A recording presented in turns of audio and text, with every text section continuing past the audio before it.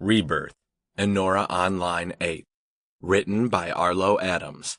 Narrated by Brian Meslar. 1. Change came to INAudio a week after Nokuro Takamoto returned me to the world. I spent 3 days in a virtual representation of my apartment while they rooted out any straggling code contributing to the AI's sentience. Although the CEO of Infinity Designs promised more of the same where the realism and mechanics were concerned, I couldn't help but wonder what would come of the virtual realm I called home. But any concerns I harbored proved short-lived. The shit went down on Priya's birthday. Minutes after Amelia accompanied me through the instance threshold, INAudio reminded me how little it cared about my concerns, even less my plans. From the shadowy thicket high up the grassy tundra in the eastern hinterlands of Seran, a brute ram, its head hung low, sauntered into view. Its massive nostrils drew deep whiffs in search of edible vegetation among the high grass, and its low grumbles carried to my ears on the breeze. If 400-pound pit bulls existed in INAudio Online, their growls would have sounded like that. It reminded me of an idling Harley.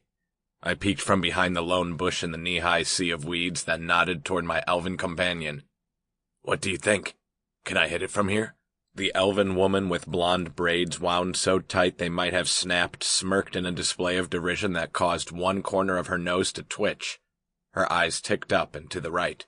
"From 57 yards? Well, your accuracy has improved beyond my expectations. Only a master marksman, or a very lucky Shénhuà, could do more than irritated in these conditions." She raised a finger as if to test the wind, but the display was for my benefit. "Besides, you're only level 24. She shook her head to emphasize the point. "No. Like it or not, you're going to have to creep low in the grass and close the distance." Solara wept, Amelia. I was making a joke. I shrugged the bow off my shoulder, then whipped an arrow from the quiver tied to my left hip. Her features flattened as much as rounded cheekbones allowed. I wasn't sure whether the hint of pink derived from the wind or embarrassment, but I assumed the former. She jabbed me with 2 fingers. "What are you grinning at?" In the months she'd been with me, Amelia rarely walked, stood, or crouched beside me.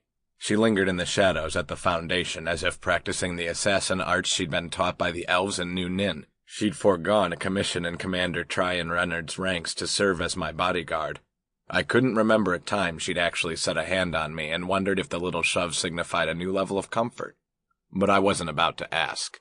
I turned my gaze back to the target of our hunt. Priya loves brute ram steak. She's going to be thrilled. Gah! A grand assumption if ever I've heard one. Sample complete. Ready to continue?